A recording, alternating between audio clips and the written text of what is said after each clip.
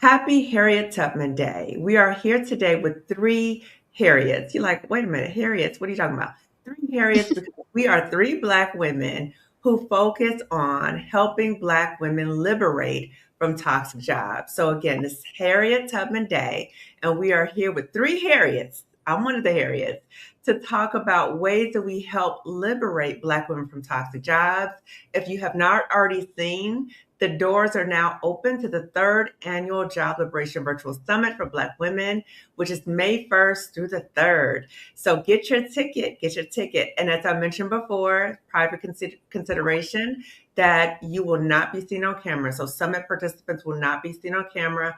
Only the summit speakers will be on camera. So Marissa and I are the co-founders of the Job Liberation Virtual Summit. And then our dear friend Colette Elizabeth is here with us today because, again, as I said, she is part of the Harriet trio. So I'm going to turn it over to my big sister, Harriet, for her to introduce herself. And then I'll go to our little sister, Harriet, for her to introduce herself. Yay! So I'm Colette Elizabeth, and I'm the eldest of the three Harriets. And I'm so happy to be here with my little sisters, Dr. Kumani, and our baby sister, Marissa Price. And so we call ourselves the Harriets because we are all toxic job survivors, and we all have content that we provide on our channels, our various channels, and we talk about trying to help our other sisters become Harriets as well. Yes. My channel is Colette Elizabeth. I left a toxic job after being there almost 30 years in December 2021, and we just gonna talk about all the stuff. So I'm gonna turn it over to our baby sister, Marissa Price. Yes, thank you so much. Yes, I'm excited to be here. I'm Marissa Price. I am a liberatory healer. I'm a digital business strategist doing a lot of things behind the scenes when it comes to online business. And yeah, I'm a co-founder of the Job Liberation Virtual Summit for Black Women. Really excited about this year. So tickets launch today, officially on Harriet Tubman Day, as we honor the legacy of the brilliant strategist, leader, trailblazer, who was Harriet Tubman, and all, her legacy that we walk in, really, with this work that we're doing to liberate Black women from toxic, harmful environments and challenge the notion, I think, that this is just what we should accept. And this is our lot in life, and really like building lives that bring us joy, light us up, and allow us to live our dreams, because we deserve to do that. Yes, absolutely. Absolutely. And just walking in Harriet's path, that she knew there was something bigger and better for us, just like we know there's something bigger and better for us as Black women. We have worked too hard. Our ancestors have gone through too much for us to be in any environment where we're being disrespected or harmed or being pushed out of a job environment. So we're also speaking to Black women who've been pushed out of the job market. We know that over 300,000 Black women, a lot more, have been pushed out of the job market. So the Job Liberation Virtual Summit is for all Black women, to help us look at different ways for us to replace our income and ways to replace our benefits, so our health insurance and our retirement. So just like Harriet Tubman, she didn't go to freedom, because we all toxic job survivors. So we've all left a toxic job. But we didn't just stop there. We didn't just say, okay, I'm free, that's it. We are reaching back to other Black women. So we are coming for you now, sis. Okay. So if you're watching this right now, you know that we are coming for you. Now, Colette, Marissa, and we might have a different style in how we try to help support you to liberation, but we are here to support you for liberation. Okay. So the next step is for you. So for those of you who don't know me, I'm Dr. Kamani. I'm a licensed clinical psychologist. I've been licensed for 20 years. As I said, I'm a toxic job survivor, but I love to say I'm a toxic job liberator for Black women. And let me just tell you how the virtual summit came to be. So, and let me just tell you how we all came connected, right? So back in the day when I was still at that toxic job, I started going onto Instagram and started talking about workplace bullying, because I thought it was just going to be a series about workplace bullying, like 2 weeks or something, right? But then what I noticed on Instagram is that Black women from around the world started contacting me. It was like, girl, you in my head. That's my experience too. Keep talking. And then I learned about Stephanie Perry. If you don't know Stephanie Perry, you need to follow her. So I started following Stephanie Perry on YouTube, and I found out she had this YouTube challenge to help Black women create their YouTube channels. So I started her class.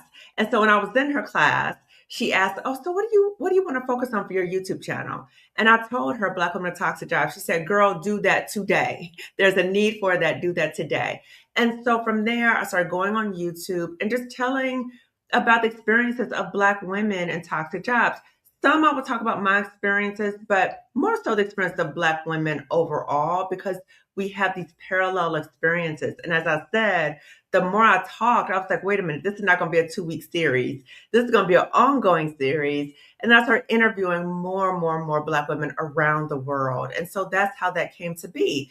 And as I'm doing this, I'm watching other Black women in the YouTube space. I'm watching Colette. I'm watching Marissa. But this is before we even knew each other. So I'm watching their content. They're watching my content. And so I'm like, wait a minute, how do I connect to these people? Because we're talking about the same thing. Okay. And so I reached out to Colette, and then Colette and I connected. And we're both in California. So we actually just met each other in person. Was it last year? Last year. Yeah. So, but so now we're, friends. And then with Marissa used to watch my videos, and I remember seeing her comments a lot in the live, right? And I remember her saying she was a VA, a virtual assistant. And so when I needed a virtual assistant badly, I was like, wait a minute. I remember Marissa Price on YouTube as a virtual assistant. I'm gonna reach out to her. So we scheduled a call, and from there we've been working together. She's no longer my virtual assistant. Now we have moved to doing more projects together. But it is absolutely amazing that through this social media space that I have found two people who I feel like understand me so much, and I feel like we kind of like are kindred spirits. Like we speak and we understand each other, and like it's amazing. It is absolutely amazing. And we're all Aquariuses, right? Yeah, we're all We are. Aquariuses, which is something interesting too. So anyway, that's how we met. So the virtual summit came to be because Marissa and I were working together, and she said, "Hmm, idea. Marissa, can you share how the virtual summit idea came to be?" Yeah, I had attended Exodus Summit, co-founded by Rashida Dow and Stephanie Perry, and it was life-changing. I was Mhm, actually able to move abroad for a period, right, and really like explore a different culture, go on my healing journey from this extremely toxic job experience that I had. And then just had an idea like, what if we did this, compiling our knowledge, like what we needed when we were like making our strategy out of a toxic work environment, knowing that unfortunately so many Black women experience this, and like compile it all into a summit and bring in other Black women thought leaders and really make this like a global event, which it has become at this point, so mhm, that we can see that there's a pathway out. Because when mm. you're in it, it can feel like you're stuck and there's Yeah. no options. But Mhm, what if we like, yeah, compiled all of our knowledge, our understanding, our life experience, made it a safe, confidential, private space, which is so essential during these times, mhm. to really help Black women make their strategy out to freedom, whatever that looks like for you, because that looks different for every single person. Absolutely. So the feelings of feeling stuck, that's the one thing. And then the feeling of, I don't even know how to get out of here. I don't know how to get out of here. Or I want to get out of here, but I don't know how to replace my income. So we've taken all of that, and we have like a panel of outstanding Black women. So this is our third summit. So each year we've had 300 Black women in attendance as participants. So at the summit, you will learn about how to exit plan. So, replacing your income and your benefits, your health insurance, and your retirement. So, let's talk about what does liberation look like for you now? Okay, so we've talked on our channels extensively about being toxic job survivors. So, we're not going to go down that road again because we already know what it was like to be a toxic job survivor. We're not going to go there again. Okay, but what are some of the ways that your life looks like now that you've left, that you pivoted from a toxic job? So, I'll start with you, Colette. On mute. For me, after leaving the toxic job initially, it was hard. It was scary because it was something new. Mm-hmm. Of course, I was reared by a strong Black woman who reared me to be able to take care of myself, to Mm-hmm. know where my money's coming from, and all of the things. Fortunately for me, I had a great retirement plan. I still have a great retirement plan. So I had the confidence in knowing I would have some money coming in every month that Mm-hmm. would cover my basic bills. So that was fine. But once I left the toxic job, the feeling for me was just relief. Mm-hmm. And it was like I did not know, I didn't realize how stressed I was. I knew intellectually and I knew my body felt certain way, but it was Mm-hmm. not until I actually left. And I actually started feeling this feeling the relief prior to me actually leaving the job. I started feeling the relief the minute I submitted my retirement paperwork. When Mm-hmm. I hit the button, something happened. Mm-hmm. And I have to say, I also, like my little sister Marissa, attended the Exodus Summit with 2021, like she said, co-founded by Rashida Dow and Stephanie Perry. Mm-hmm. And I also attended some of their courses afterwards, their individual courses, and specifically Rashida's course uh, gave me the confidence and the encouragement to leave, Mm-hmm. Mm-hmm. to just leave. I mean, ultimately, my kids pushed me, Mm-hmm. right, to do it, but having that support and knowing that I'm going to be okay. Yeah. So how I feel now and the feelings and all of the things, there's so many words, but I would say the first thing is just relief, just Yeah. being able to actually, I remember just doing like this, just breathing, because it Mm-hmm. was like I was holding my breath, Mm-hmm. walking on eggshells every Mm-hmm. single day. Right. Right. Yes. Right. Right. And I'm glad that you mentioned Colette about first of all, Exodus Summit. Can you all tell people what Exodus Summit is first? Yeah, it helps Black women prepare a move abroad, travel abroad, or a career break. And this happens every year, usually in October. Mm-hmm. But again, bringing together Black women thought leaders to share information, help us strategize. If travel or move abroad or taking a career break is something that you want to do, it has been life changing for so many of us and has brought so many of us together. Yes, Mhm. absolutely, absolutely. In fact, I think that's how I met Marissa for the first time in person. Yep. Was we had a celebration for Stephanie Perry and Rashida in LA, and so a number of us came from around the Southern California area and elsewhere to come together and celebrate them. So Exodus Summit provides community, it provides support in terms of maybe moving abroad, and so okay. So when we think about Colette, when you talked about community, and I think that's so important because when you're making a major life change, like leaving a job, that is extremely scary. And I do not want to discount that at all. Okay. It is a very scary thought of leaving a job, even though you might have retirement, you might have whatever. It's still scary. And sometimes you need to be in community with other Black women to reassure you, to provide you the information. And the benefit of the summit, the virtual summit, is it's like a roadmap to help you get out. These are from Black women who've already left toxic jobs. So you're not trying to Google, trying to figure something out or YouTube, like, oh, I can piecemeal something together. No, you're learning from Black women who've actually gone through it and they're actually helping you. So the power of community, the healing community is so important. So what about for you, Marissa? What was it like, or what has it been like for you now that you're out of the toxic job? Yeah, it's taken me on a winding journey of healing so many wounds. Something we've both talked about is childhood trauma, how that will Mhm, pop up, right? When you find mhm, yourself in a toxic work environment. So I've been on my own, really like discovery journey, deep healing journey, spending a lot of time in nature, trying mhm, to really like heal my nervous system from that mhm, experience, which I've had the opportunity to do, right? Really working with Black women who are my primary clients now.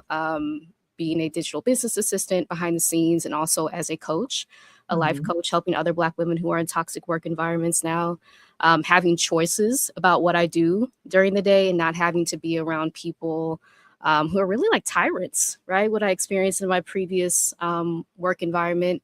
Again, going from pet to threat, which I'm so excited that we Mhm. have a panel discussion at the summit with the 3 Black women researchers, Dr. Rosemary Phelps, Dr. Juanita Johnson-Bailey, Dr. Keisha Thomas, who will be speaking about what does that mean, going from pet to threat, and why do so many of us experience this in work environments? So I'm so excited about that.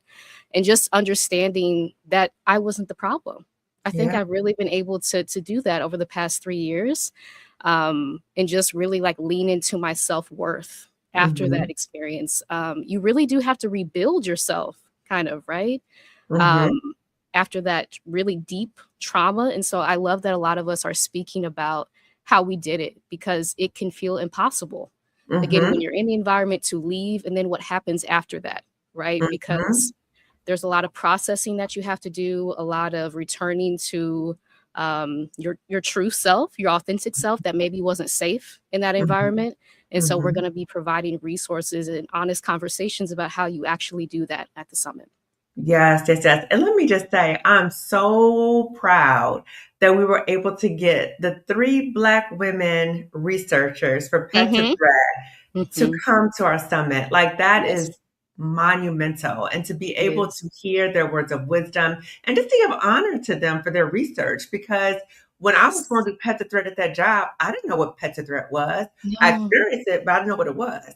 And Yeah. so we're able to give voice to what it is. And so what I found, and probably what you found too, is when we talk about Pet to Threat, we explain what it is, and I'll explain what it is overall. When we explain what it is, so many Black women are like, oh my God, That's that's my what it is. experience. Yep. Yes. And Mm-hmm. it's healing to be able to identify and name your experience It and to is. recognize that you're not alone. So for those of you who are not familiar with Pet to Threat, Pet Threat was created by 3 Black women researchers, Dr. Juanita Johnson Bailey, Dr. Keisha Thomas, Dr. Rosemary Phelps. So Pet Threat deals with when someone comes into the workplace or she's sought out, in the workplace because of her outstanding work abilities, and she is doing it. Like, she is like knocking out the park. She is doing it, right? And so Mm-hmm. she is seen as the pet because she's making people look good. Well, Yes. right? But Uh-huh. then this person or you might start outshining people in the work environment. And there's a shift in terms of how you're seen and treated as if a threat. So you're like pushed out in different ways, made very uncomfortable in the work environment. So again, Mm-hmm. I experienced that. So many Black women have experienced that. And so I'm so glad that at the summit, we're able to give flowers to the 3 Black women Yes. who gave the words to our experience. Ooh. So that they will be on Friday, right? Kicking it Mm-hmm. off on a Yes. Friday for the Mm-hmm. summit. Yeah. So just amazing, amazing. So when I think about leaving a toxic job, right? And even though we might recognize, it's time for me to go, it's painful, it's all these other things, there's some mindset issues that I think we need to kind of talk about first, because some Black women who might be watching this might be thinking, yes, I can't stand this job, but the job market's so unstable. I've seen all these Black women get laid off. I just Mm-hmm. need to stay. I just need to stay. Like, this is not the time to make any moves because of what's going on, right? So that's a mindset issue, right? So I'm just curious about what were some of the mindset issues that you had to kind of work through as you were leaving? And what about for Black women right now, given what's happened with Black women being pushed out the workforce? What types of mindset issues do you think that they are dealing with at this time too? I think for me, it was detaching my identity from my job, right? Hmm. Because a lot of us are in roles that require a lot of us. I was in a DEI type of role, right? And so I was Mhm, contributing both like my knowledge, my academic mhm, knowledge, plus my lived experience, which was mhm, taking a huge toll on me.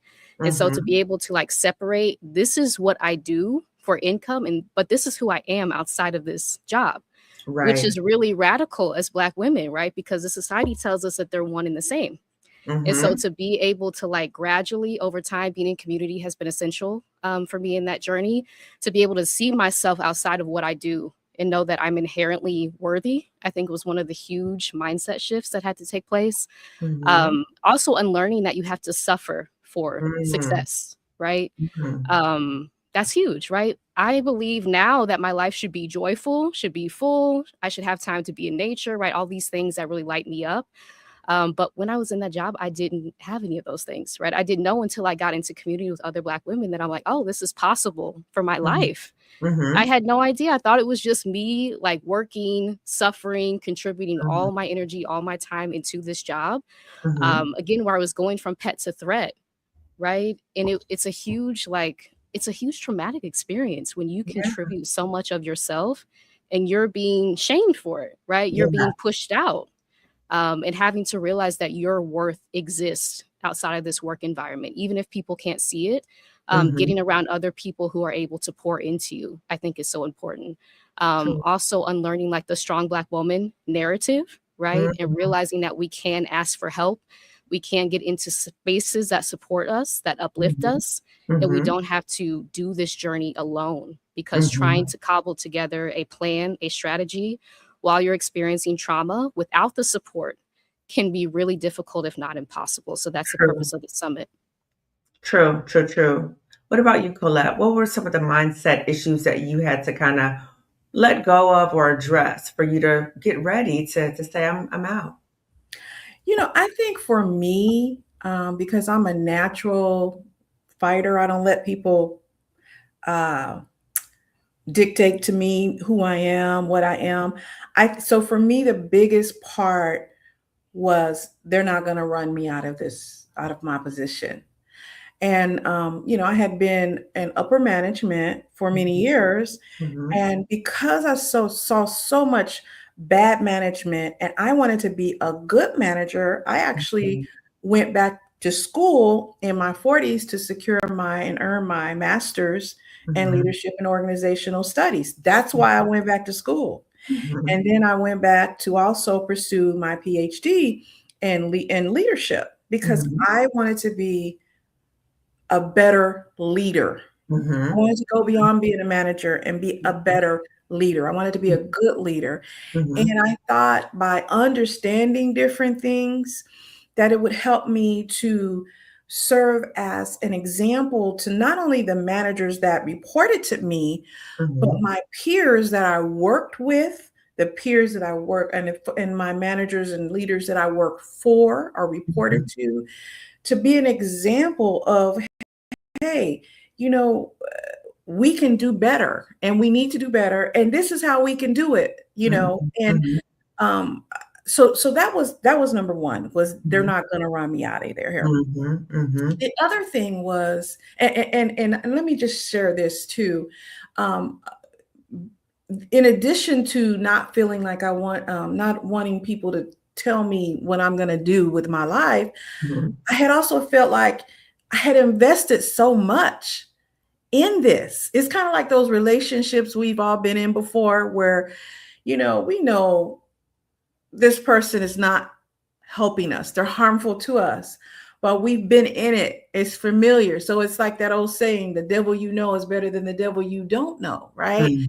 And Mhm. so that, and then the other thing was getting over the mindset, because in our community, we have been taught to, make sure that we are financially stable. So it's like, okay, you're going to leave that good government job with those good Mhm. government benefits, right? Mhm. And Mhm. so that was another thing. And then the last thing, and it's more, but the last thing I'll say is the other mindset I had to get over was, as a manager of managers, some of whom were being harassed, and Mhm. some of their staff, my indirect reports, were also being harassed. Mhm. I feel like I'm just leaving them.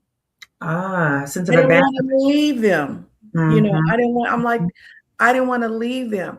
So I had all of those things going on, that I was considering because I really cared for the people. Yeah. I care for the people. And but the thing that helped me is, and I remember saying, going back to the devil is better than the devil you don't know. I remember Stephanie Perry saying in one of her videos, you're already living your worst case scenario. That's true. That's true. I You're never living your worst forgot. nightmare right now. I have to give her flowers because when she said that, something clicked. Mhm. You're Mhm. already living your worst case scenario or your Mhm. worst nightmare or whatever she said. I never Mhm. forgot that. So that helped me, in addition to some other things, to kind of do some shifting, because I had to do a lot of shifting. Yeah. You figure I had been on that job. I had my children on that job. My oldest Mm, daughter is 28. She'll be 29. I have my baby on that job. She's 25, you know? And mhm, so we talking about almost 30 years. mm, Started programs, first in the nation programs that mhm, people enjoy the benefits of today. So mhm. those mind shifts of having to leave this stuff behind, it was a lot.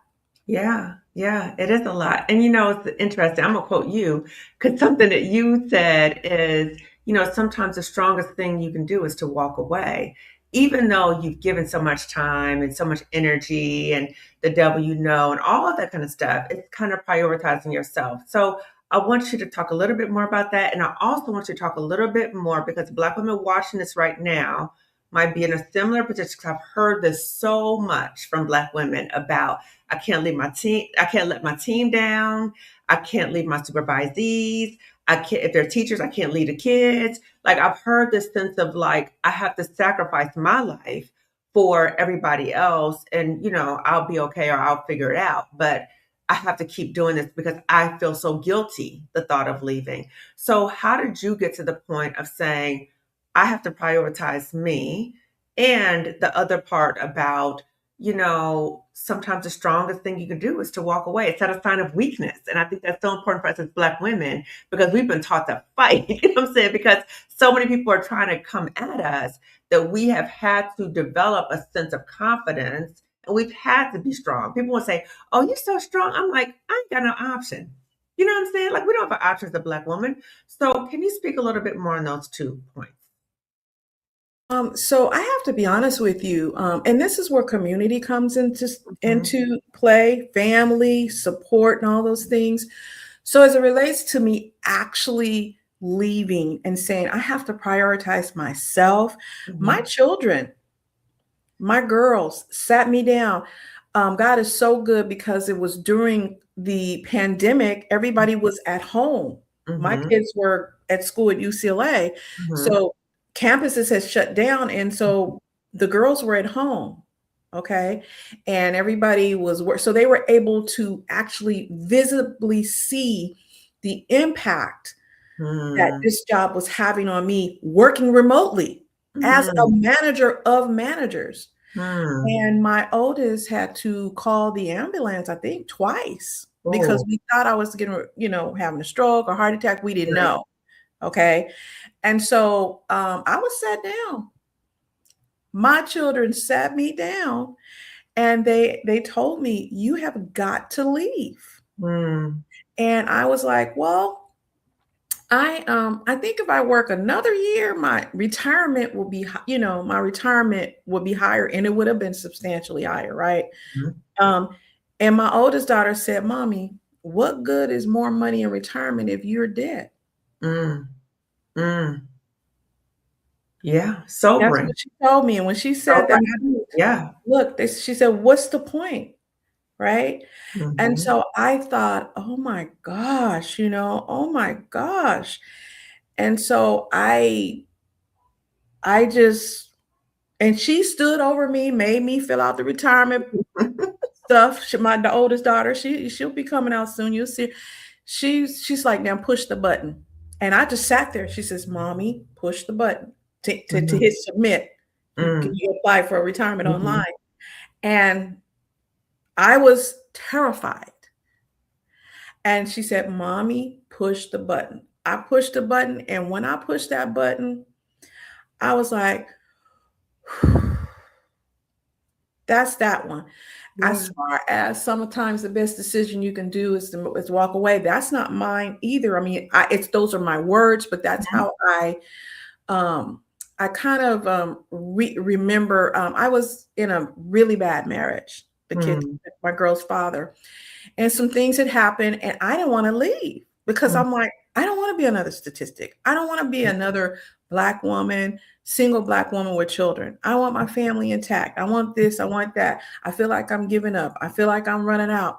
And my pastor, who is a pastor that does not believe in divorce at all, Mm. He was my pastor at the time when I lived in LA. He said, there's a difference between running away and there's a difference between getting out. Mm. Sometimes the best thing you can do for yourself and your kids is to get out. That's true. That's And true. so I kind of twisted that around Hmm. for the job. Yeah. Sometimes the best thing you can do is walk away. Yeah. Yeah. Yeah. It's the And strongest thing because it takes absolutely. courage. And it's not a sign of weakness. It's not And a that's sign the of part that weakness. we have to reject as Black women. Like, if I leave this job, then I'm weak or they won, and that was me. That was me. That was my mentality that, I'm going to stick it out. I'm going to fight these people. They're not going to run me out of here. You know what I mean? And I took it to, um, that I was like the Harriet Tubman at my job of advocating for Black students, families, and staff. So I owned that I was Harriet Tubman at the job, and I was proud of that, right? And the more I thought about it, I was like, that's dysfunctional to think that I would need to go on the Underground Railroad at my job to advocate for Black people at my job. Like, there's something wrong with that. But I was just like, I'm going to fight these people, right? So I just kept on, no matter how much I was getting hurt, hurt, hurt, hurt. And it wasn't until like my Black woman therapist, my family were like, girl, this is not gonna work. Like, you gotta go. But I think a lot of us get caught up in this, you're not gonna win. This is a good job. I'm not gonna leave this job. And I want to quote Stephanie Perry again, give her flowers. She loves getting her flowers. That a job is not a good job if it's harming you, number one. Number two, if you're staying at a job because of the so-called good benefits, the healthcare benefits, but the job is the reason why you're going to the doctor so much, you need to interrogate, is this really a good job? And so when we're having these conversations, Black women, as we're having these conversations, we are not telling any Black woman, girl, just up and leave that job, you're going to be okay. Just pray on it, you're going to be okay. We are not saying that. Never, ever, okay? The only time I would say something close to that might be if you are experiencing physical harm at your job and or psychologically, you're about to have a nervous breakdown. Something really bad is about to happen. But what we're here to talk about is exit planning. And that's what the summit is about, exit planning. So let's go back to the question about many Black women watching this have been pushed out the job market. And if they haven't been pushed out the job market, they know of a Black woman who has. We hear the news about all these layoffs of Black women. So I can imagine that some Black women are like, I'm not going anywhere. I'm not going anywhere. I'm going to stay and I'm going to just try to stick it out at this job. What are your thoughts about a Black woman who would say something like that and not even be open to exploring options for exit planning? What would you say about that, Marissa? I think gathering information is always essential, right? So even if you're not ready to exit right now, just Mhm. having the information, the strategic guidance that will be shared, like you can have this with you for your entire lifetime, right? Right. And if you're anything like me, like I pass on something that I learned to probably like 10, 20 people at least, and to Hmm. think about the ripple effect that this could have, right, in our communities if we know Hmm. that there are different ways to generate income if we do lose our jobs. As you said, like we're being forced out of the workforce. Jobs that we've been taught were supposed to be stable, we're Hmm. seeing they're not, right? They're being pulled out from underneath us, having Hmm. invested, as I've heard from Black women, like decades of our experience, right? Of our skill set, of our expertise, and to just be forced out without notice, as so many of us are experiencing. What if you Hmm. had the information that gave you that level of security, right? And safety, right? In your body that, oh, I have the information to pivot if this does happen to me. I'm not Hmm. just out there relying on this one source of income. I now have Right. information from all of these Black women who have gone through maybe similar experiences that I Hmm. can utilize to make my plan and have a Hmm. strategy in place so that I don't have to have that level of fear and panic, right? If they do decide to just push me out of the workforce, as is happening to so many of us. Right, exactly, exactly. And what about for you, Colette? What would you say to Black women or Black women who are watching or thinking, this job market is so crazy. I'm not leaving this job, and I can't even think about it. I'm not going to think about extra planner right now because I'm going to stay at this job. What would you say about that? I would say for us, the job market has never been a balanced playing field. Never. Mhm. I'm Mhm. 60 years old and it's never been a balanced playing field. Mhm. And while I don't say, okay, just up and leave your job without a plan, Mhm. and I agree with everything you said previously, unless, there is some harm there. I do think that this is really a good opportunity for you and us and people in a situation to assess your various skill sets. And I Mhm. mean skill sets that you didn't even think would that are valuable, okay, that are transferable. Sometimes we have skill sets that we don't realize are extremely marketable, Mhm. and prepare for your plan A, B, and C, because at this time, I don't care how long you've been on the job, there's no such thing as a guaranteed job. The Mhm. Let me share something with you. I'm a Gen Xer, those born between 1946 and 1964. Mhm. And our generation was a generation that witnessed mass layoffs for the first time. We saw it. So, my first day in the job market with my first real professional job, hundreds of IT people got laid off the day I started. Ooh. The very day I started, I Mm. saw them getting walked out, Ooh. and they would not even let the people go back to get their personal belongings. It had to Mm. be brought to them in boxes because they were the IT people. And at Wow. that time, IT people could go back and sabotage your computer system. So Um, they don't, that's common. Okay. mhm. The point I'm making is, so for me, I've always been preparing to leave my job, whether it's to get laid off, me leaving voluntarily, retiring, whatever, or involuntarily. I have always, that taught me to always prepare. And so, Mm. what I would encourage Black women to do is, and that doesn't mean that you don't, because you could like your job, Mhm. but always be on the lookout, always be looking at ways of ensuring that you have a backup. That's why I Mhm. believe in intrapreneurship. That's Mm. when you look at your job and you see, hey, I know how to, for example, I'm a trainer. Mhm. Okay. What do trainers do? Okay. You develop curriculum. That's a whole field, right? Mhm. You Mhm. facilitate workshops. That's an entire field. Curriculum design, right? Mhm. Maybe you've been on projects. What is that? Project management. Mhm. So, Mhm. what project management methodologies are you using? I used Agile methodology. That's one of them that I use. That Mhm. is a marketable skill to this day. You hear Mhm. about Scrum Masters. You've Mhm. been using those techniques. Maybe you didn't know what they were, but Mhm. I would encourage Black women to study your duty statement that you have.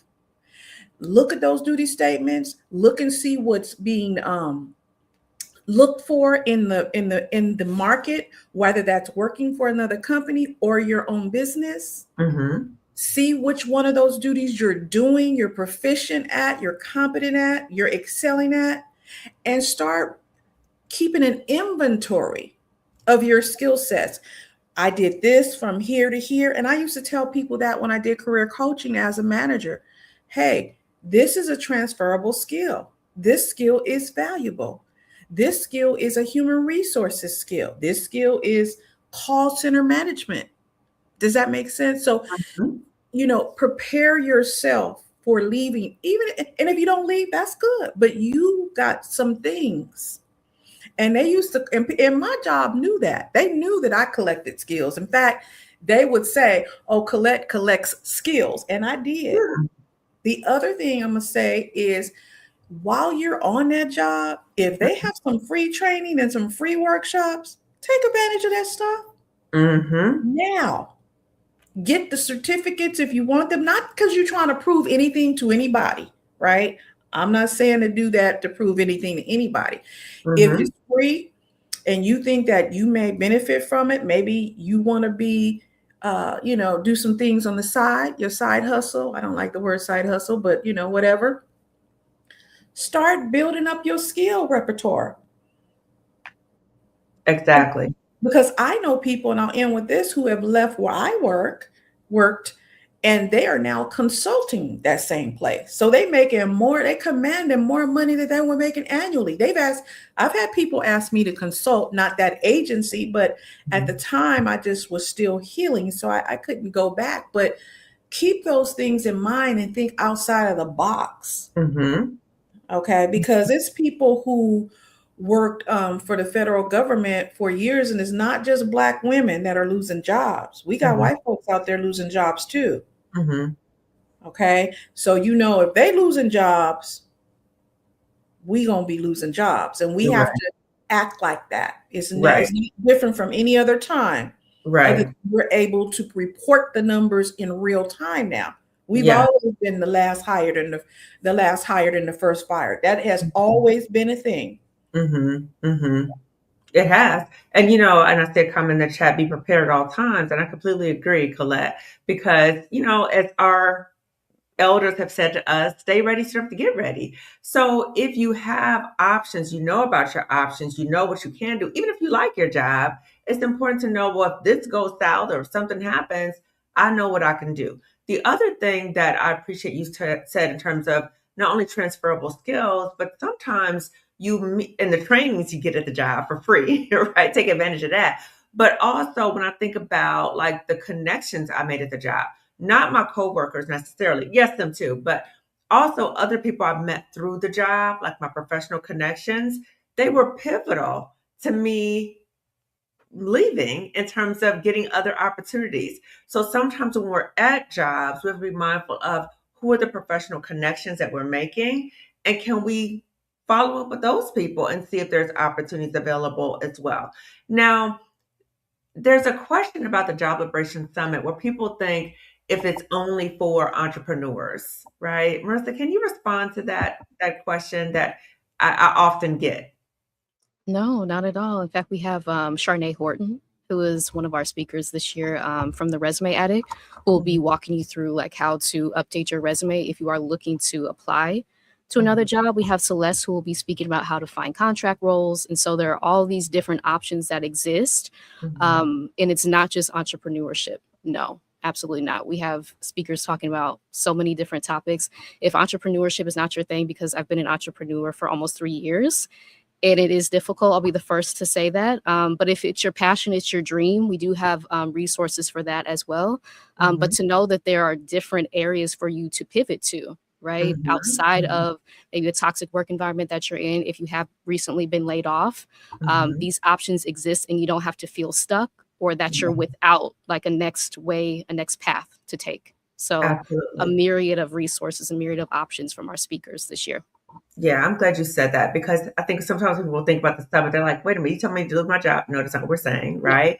Yeah. And also just to clarify that the summit is not only for Black women who are in toxic jobs, but it's also for Black women who've been pushed out the workforce too. So there's a lot of different opportunities. And when we think about, we have options as Black women in terms of, like you said, Colette, transferable skills. But if we want to go into another job or if we want to have our own business, like there's different options. It's not like you have to say, oh, I have to do just one thing.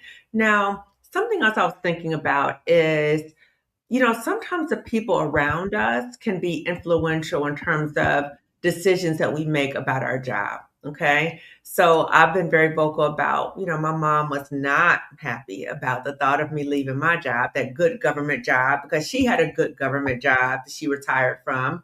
So, in what ways can the summit be like a source of community for Black women in some ways who might have people around them who are telling them, girl, you better not leave that job. You better just stay put. What are some of the ways that the summit can be a source of community in that way? I think you can see people who have already been on the journey, right? To see that it's possible. Mm-hmm. I feel like a lot of our fears when we're in a toxic workplace or if we've just been laid off, what's next, because we can't really see it, right? But Mm-hmm. when you hear from other Black women who have experienced it, who have navigated the fear, uncertainty, and Mm-hmm. they've built lives, right, that they really enjoy, you see that it's possible for you too. Yeah. I think that's really the value of community. Also, to be in a safe place where you Mhm. can be like, we won't have attendee cameras, so you don't have to worry about that, right? You can change your Mhm. name if you want to attend completely anonymously. To have Mhm. that level of like safety and protection, if you just want to soak in the information and kind of let it process, I think is really helpful. And just to be able to be honest, right? In that private, confidential space, even with Mhm. yourself, about Yeah. what you're experiencing, the fear that you might be navigating, and to be like reflected back to that it's not you, that you're not the Mhm. problem. We are, in fact, navigating systems of oppression, right? That are really Absolutely. like strengthening their grip during these times. Mhm. So just to see, yeah, that there's a path forward, and it's Mhm. not you in what you're Right. navigating. Right, right. And that the fear that we're experiencing is normal. And as a community, we're walking together to support you as you're walking through the fear. I think that's helpful as well, right? So I wanted to say one thing before I asked you, Marissa, if you could show the landing page for the summit. But when I think about sometimes how fear can kind of take over for us as Black women, particularly during these times. And sometimes the fear is if I create an exit plan, that that's going to make something bad happen. And that's magical thinking. Like if you create an exit plan, that doesn't mean that you're going to lose your job or something bad is going to happen. It just means you're prepared and you know about the options. So we have to recognize when the fear is kind of taking over and it kind of shuts down any rational thought. We need to be very rational during these times because there's a lot of crazy chaos going on. So, Marissa, I'm going to turn it over to you in terms of with the summit, with sharing maybe the landing page to kind of go over um, what it looks like. Hmm. Okay, can you see it on your end? Mm-hmm. Yes, so this Yes. is the landing page for the summit. So as you'll see, we have, yeah, just information and resources if you're looking to understand what the summit is going to be about. Our focus this year, again, your privacy matters. Attendees will not be on camera. You'll also have the option to change your name if you want to attend completely anonymously. We have our ticket tiers here with the different details that you'll be able to scroll through. And then our speaker lineup. So, as we talked about, speakers from so many diverse areas, the three incredible pet to threat researchers here, which I'm so excited about this panel discussion. We have two panel discussions, two additional on Saturday and Sunday, May 2nd and May 3rd, on investment and retirement planning, which I'm excited about, and then healing forward after workplace trauma. Again, Celeste will be talking about finding contract work. Krishan will be talking about building an online business and multiple revenue streams. So many amazing speakers. Colette, yes. Do you want to talk a little bit about your session on FMLA and how to use your benefits? Well, that's what I'll be talking about. She don't want to give all the goodies away. Yeah. So You got to I'll get to be the summit sharing. and hear what she going Yeah. to share. Yeah, I'll be sharing some information, some tools. Sometimes people don't realize that they have tools that are available to them right now. And so I'll be sharing about some of the tools that you may have available that are provided by your employer, or some that are mandated by the legislation, the state legislation, federal legislation that you may not be aware of, and you may be aware of it and may not understand how it can help you to while you're planning whatever you decide to do, whether it's to take a break, whether it's to leave, what have you. Mm-hmm. The other thing I wanted to say is when Dr. Kamani was saying that some people were wondering, if I make an exit plan, is that putting something out there? Does that mean I'm going to lose my job? Mhm. The way I think about it, Dr. Kamani mentioned that she and I both live in California. And Mhm. everybody know in California, we have what? Earthquakes. And so most of us have a prep kit, where a go bag or whatever. That doesn't mean that an earthquake is going to happen. But what it means is, if the stuff starts shaking, literally, we have some things that we've already prepared for. So thinking of the summit as a preparatory, a way to Mhm. prepare for Mhm. something that may or may not happen, something that you may decide to do and you may not decide to do, but having that to go bag, if you will, and have the virtual summit as a party to go bad, because there are some tiers that you can purchase where you'll have access for about up to a year. So just understanding that. And the ladies have made it so amazing to where, and I'm probably talking about more what they're going to talk about, but they've made it to where you don't have to even be on camera. So, Mhm. we know we have people that are, checking us out, looking at our social media, our bosses and our so-called work friends. So you don't even have to worry about being seen on camera. Mhm. And so I just wanted to say that. Thank you, Colette. Absolutely. Marissa, Thank can you you. talk about the different tiers of tickets? Yeah, so the standard pass will provide you with all the live sessions during the summit weekend, May 1st through the 3rd, as well as a week of replays.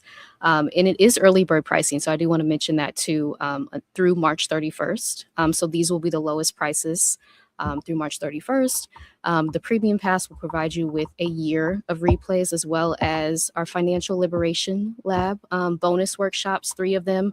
If you're interested in making your financial plan strategically, we have additional sessions on Zoom, led by Sandra Jones Thigpen of From Lack to Legacy on YouTube, and Samira from the Wealthy Black Women Summit, which I have attended for the past 2 years, and she provides extremely practical guidance on how to start investing, how to build your retirement plan. And then Dr. Roche will be leading that third bonus workshop as well around insurance and retirement planning. And then we have a tier called the Liberation Accountability Circle. If you're interested in working with Dr. Kamani and I over the next year, through 6 accountability calls on Zoom through March 2027, this is that tier. So if you need that additional accountability support, our personal guidance to help you walk through your strategy or your exit plan that you have, that is a tier for that. And that also includes 1 year of replays as well. Beautiful, beautiful.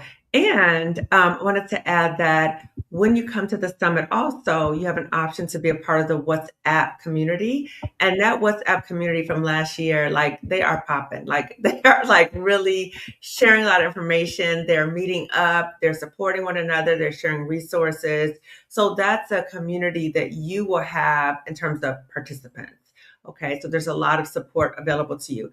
So as we're winding down, ladies, if there's a Black woman watching right now and she's like, this all sounds really good, but I'm on the fence. I'm on the fence. What would you say to the Black woman who's on the fence, Colette? What would you say to her? One of the things I would say is we've all been on the fence. Okay, we've all been on the fence, but at some point that fence gets a little wobbly, and we have to decide which way we want to fall. Mm. Which side of the fence do we want to either get on? I used to climb fences as I was a child. I had to decide: am I going to go over the fence? Am I going to stay on this side of the fence? And there's no judgment, because this is about your life. But Mm-hmm. one of the things that I love, and Dr. Kamani, this is a quote that you always say, and I say it on my channel, is keep in mind that many of us have been harmed and we have not had the opportunity to heal. Mm-hmm. And one of the things that Dr. Kamani always says is you can't heal where you're being harmed. Mm-hmm. Mm-hmm. So when you are making your decision about what side of the fence you want to be on, because you cannot stay on the fence, right? True. You maybe consider, the harm that I am receiving. How long am I going to be able to deal with this? Mm. Because rather we acknowledge the harm that is happening to us or not, the body takes count. True. I think Marissa did a video on that. The body takes score, keeps score, Mm-hmm. Mm-hmm. right? Mm-hmm. Whether it's high cortisol levels, Mm-hmm. whether it's headaches. For me, it was high cortisol levels and heart pain, chest pains. Okay, so the body takes score, Mm-hmm. And I and remember you said also about your hair falling out. all of my hair fell out. I think I Mm-hmm. showed a picture of Mm-hmm. it was gone. Yeah. And so I don't want to belabor the point, but I just think that we got to start thinking about our lives. Just our lives. We can't live on the fence. Mm, We so can't true. live on the fence.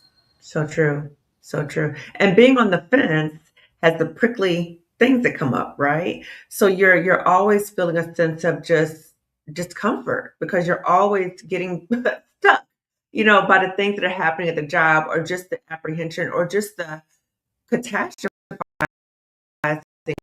about what could happen. I think a lot of us, feel like because you said you were terrified, to press that button to resign. I mean to retire. But I think a lot of us catastrophize that if I leave this job, then oh my God, I'm not going to be able to replace my income. And that's our mind. That's just the fear speaking. And so we have to be mindful that that's the fear because people around us might be saying that to us.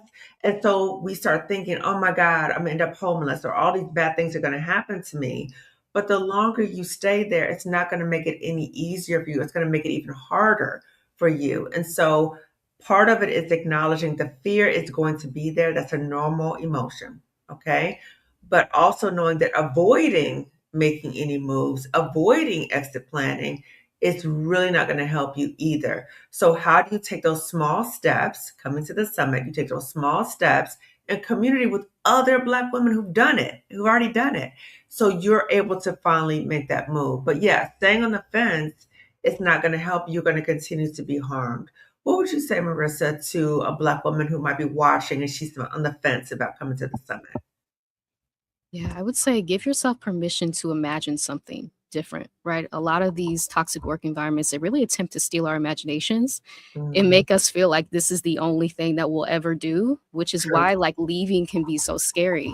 Mm-hmm. And I think it's the power again of being in community, seeing other people's journeys, seeing that they did it, right? They navigated the fear, uncertainty to get to their desired life, whatever that looks like for them, Mm-hmm. and to give yourself permission to do the same, right? What could be possible outside of this environment that you're in right now that is draining the life out of you? If you're experiencing a layoff, right, what could be possible for you in the future, Mm-hmm. to rebuild your life after this deeply traumatic thing? Because a layoff is traumatic, right? It is. Yeah. And to see the way that we're being treated when it comes to being laid off, as if our labor doesn't count for anything, Mm-hmm. has been extremely like infuriating for me. And so just to be in a safe place to process that and know that you're not the problem, and we're providing a safe place that is confidential for you to be able to gain information and to make your strategy going forward, because strategy is essential during these times of uncertainty. Yeah, yeah. And I really want to say too that, for Black women, even if you haven't been laid off, it's like witnessing what's happening to so many Black women is infuriating. Hmm. And for many of us, we take that energy and we rechannel it, like the three Harriets right here, right now. Hmm. So we rechannel that energy. We rechannel the energy of the indignities that we experience at the toxic job. We rechannel that to helping other Black women the indignities or the disrespect and the Hmm. disregard of Black women in the layoffs. So we've Yeah. channeled that in terms of the summit. So there's so many ways that we can rechannel our energy, but the point is that we need to continue in terms of forward movement. So I'm going to read the community chat, and then ladies, I want you both to share about how people can follow you guys on YouTube, okay? So hello, ladies, and happy Harriet Tubman Day. Yes, good evening, ladies. I'm Harriet for real and trying to leave a toxic job now. Yes. And I want us all to remember something, right? Now, we call ourselves the Harriets, but Harriet is inside each of us.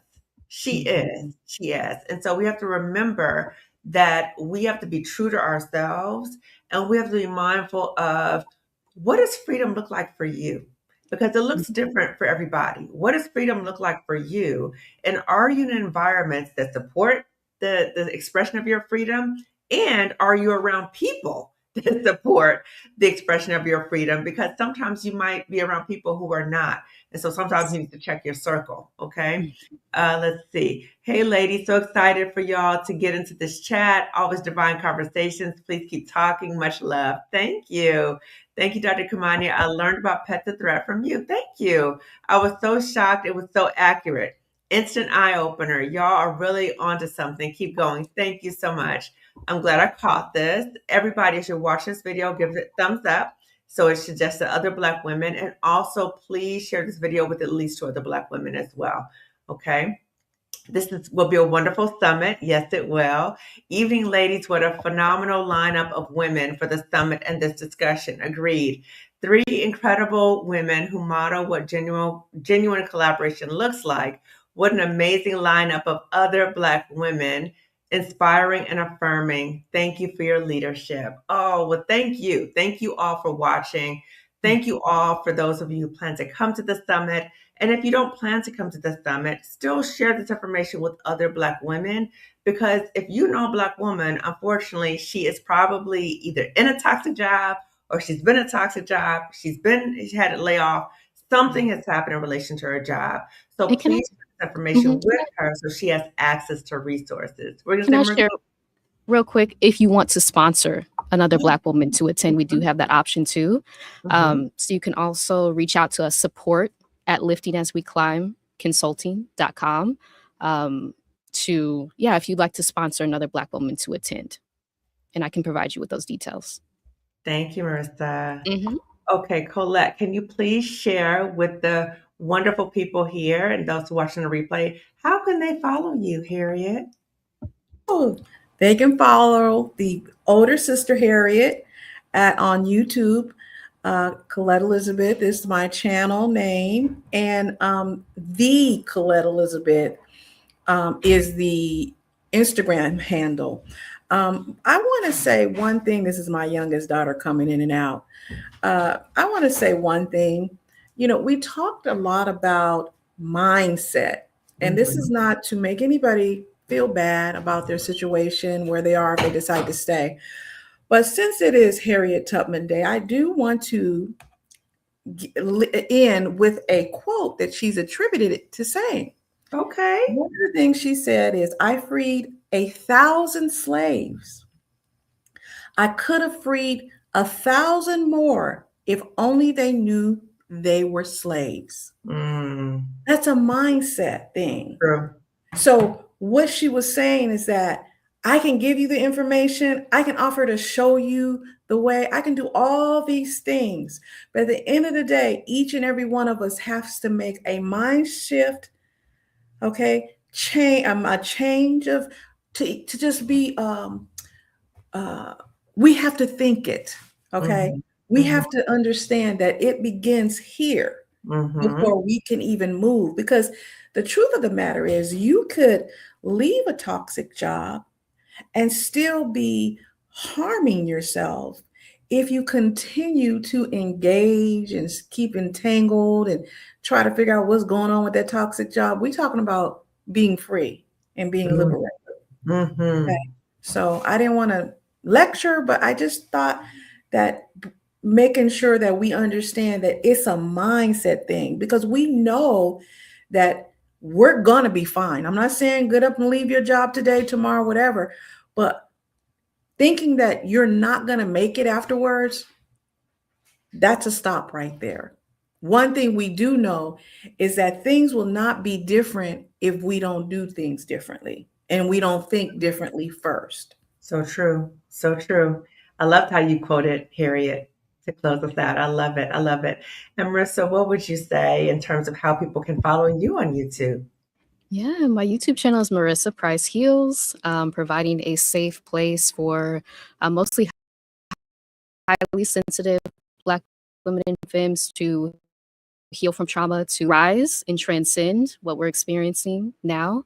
I have so many amazing guests that have been on my channel, so please check out my channel, Marissa Price Heals. Also Instagram, Marissa Price Heals, and LinkedIn, Marissa Price MSW. Awesome. Awesome. Okay, everybody. So we are winding down. And yes, absolutely. The pathway to freedom starts with a mindset shift. Absolutely. And sometimes you need to be around other people who can see freedom in a way that you can't. When I was still at that toxic job, I couldn't see myself out the job, which is crazy, which is literally crazy when I think about this. But I could not envision what my life would look like. I could not envision how I was going to replace my income, even though I had a degree and a license and all other kind of stuff. And sometimes you need to be around other people who can see, I see freedom for you. I see liberation for you. This is what it looks like. Let me show you. Let me take you along there's a pathway out. And sometimes you need that support. So just And be can I aware of say that. something too? Yes. What you Uh-huh. shared about like the prefrontal cortex being kind of Oh, offline when we're in traumatic environments and not allowing us to strategize and yeah. plan ahead, and like the Mhm. benefits of being in an environment where you feel safe to be able to do that. I don't know if you want to speak to that, but I just found like every time you mention that, I'm like, that makes so much sense.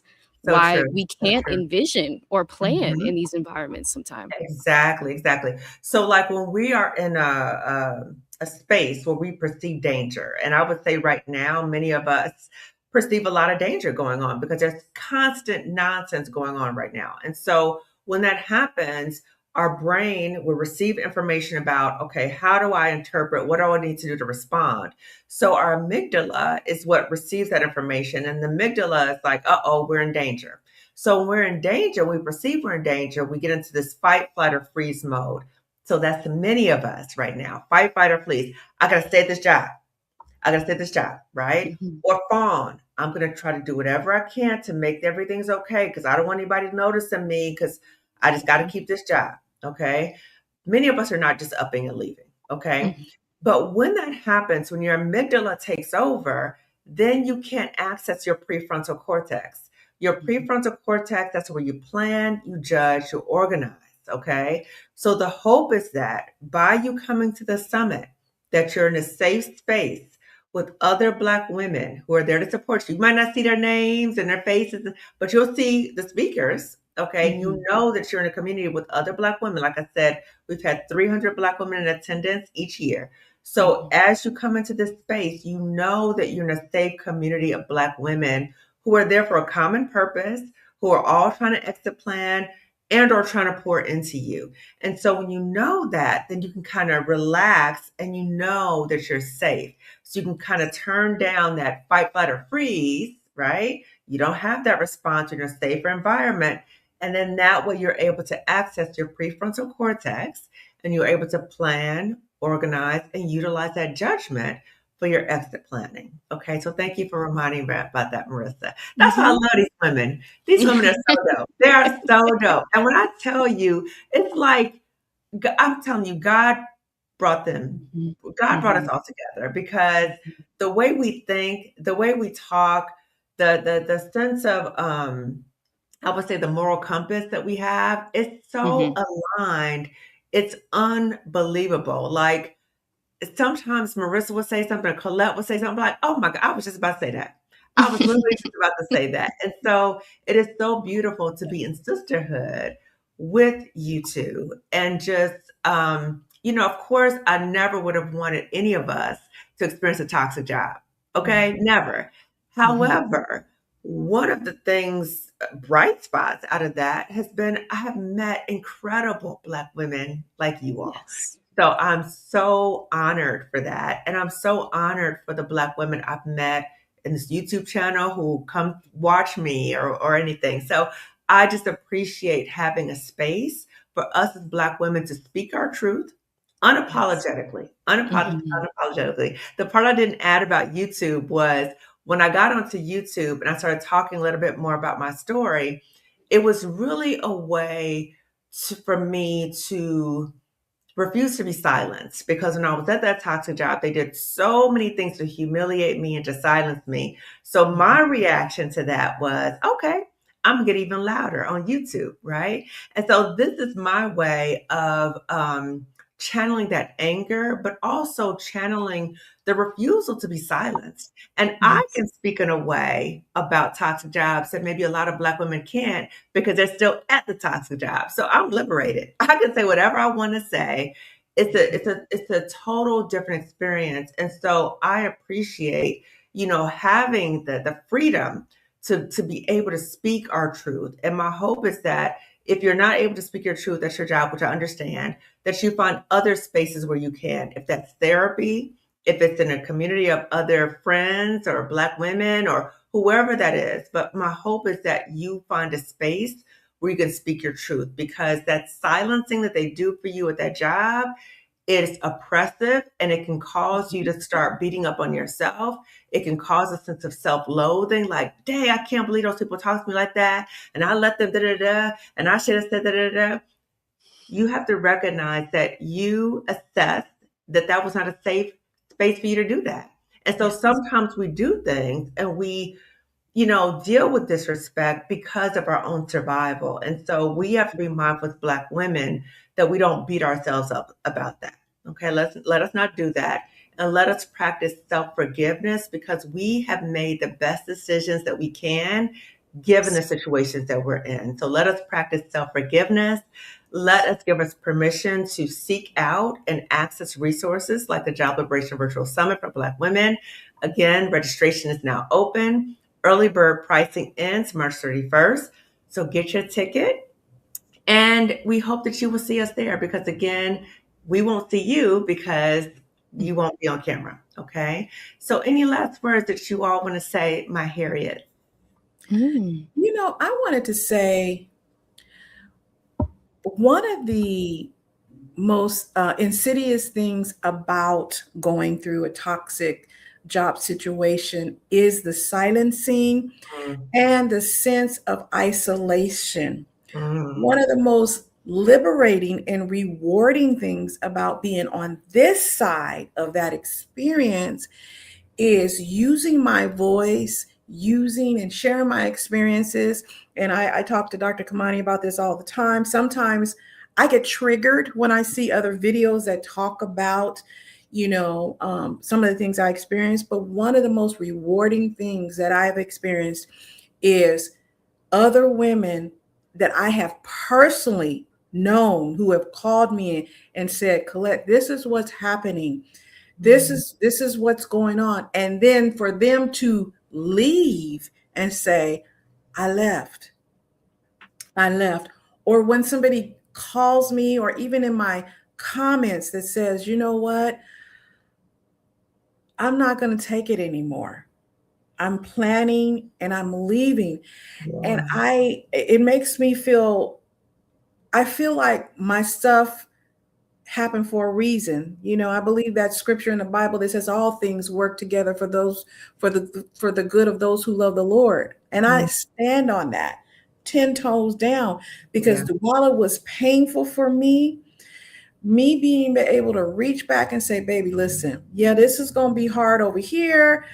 But over here, now when you get to this part, you're gonna kind of want to wonder, did I make the wrong decision? Should I go mm, back?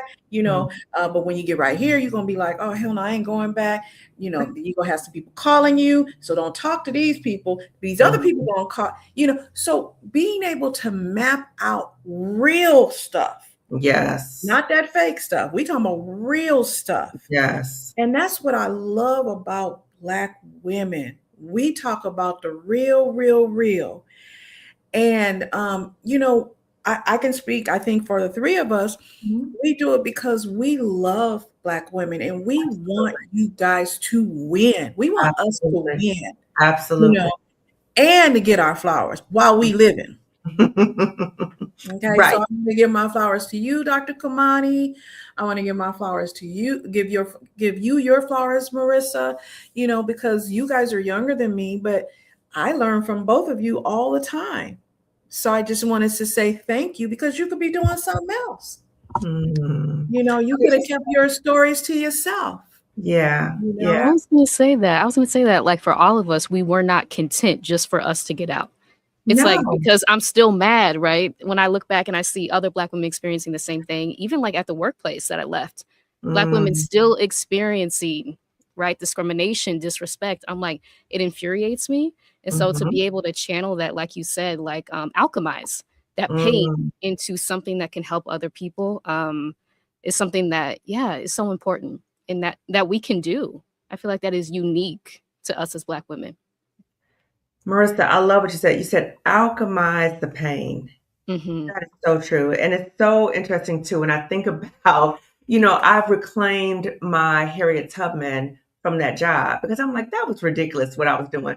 But now I really feel like I am walking in Harriet's footsteps because I really am helping Black women to liberation, not finding a way to talk about Black issues on Underground Railroad. Like that is absolutely ridiculous. But I also want to say, hearing you all speak and it just I love how we're modeling sisterhood. Like we're talking about it, we're collaborating, but we're actually modeling what sisterhood looks like. And I know that each of us has talked about all skinfolk and kinfolks. I don't want to discount that either, right? Because that has come up often, because that can be an issue. But I don't want us as Black women to focus only on that, right? There are some experiences that happens, but I hope that the vast majority of the time that you spend with Black women, it's like this.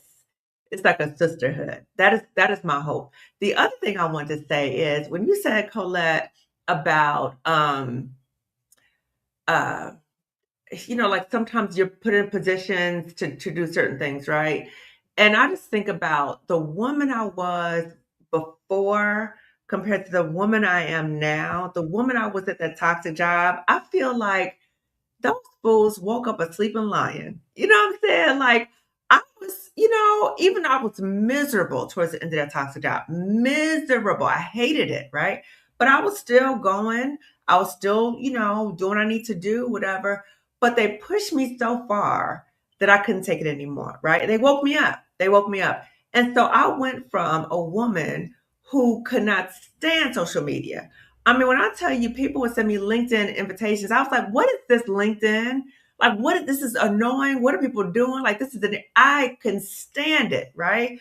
No social media. So from that to being on LinkedIn, having like 20,000 followers, what? Like, who was this person, right? Being on YouTube, talking, and Colette teased me. I was like, she's like, you got 8 million videos, right? You always on the video, but openly talking about my experience. I'm such a private person. I don't feel like, what? Yes, I'm such a private person. But for me to be doing this is that I believe that God saw something in each of us and was like, girl, no, I'm gonna get you out of here.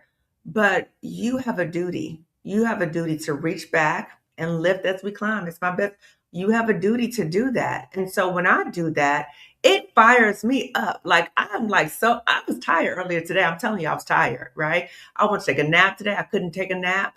But as soon as I get on and I talk about these things, or when I'm in community with my sisters, I light up and it brings me joy. So it's interesting that something that has been traumatic, this is an example of post traumatic growth. Okay. When you go through something traumatic, sometimes you learn lessons, you meet people, and you come out on the other end at a higher evolved level. So I am a so much more evolved, confident Black woman compared to what I used to be. And I mentioned this before, but I went back to a toxic job recently and I did a training there. And when I walked through those doors and I was like, thank you, God, for getting me out of this place. Thank you, God. Okay. To be able to go back and to go train at the toxic job, I was like, thank you, God. Thank you, God, for delivering me. Okay. So we're about to wind down. Love Harriet Tubman. It wasn't for her, none of us would be here. So true. So true. So true. Sisters, you deserve emotional and mental wellness. Yes. Speak of entrepreneurship. I found that the quickest way to peace is to work for and with other Black women. Trying to be understood by people committed to misunderstanding me is a no from me. I hear you, girl. I hear you. I just registered, excited. Yes, fabulous, fabulous. So get your ticket before March 31st, okay? So everyone, thank you again for watching. Get your ticket to come to the Job Liberation Virtual Summit before March 31st so you don't miss early bird pricing. And again, to my Harriet, Colette Elizabeth and Marissa Price, I'm so thankful for both of you. I'm so blessed to know you. And everyone, thank you so much for watching. Give this video a thumbs up. Share this video with at least 2 other Black women. Also subscribe to my channel. So subscribe to all of our channels, okay? And the link to register for the summit is in the description section and it's also on the screen. Okay, everyone, I will see you later. Take care. Wow. Thank Bye. you.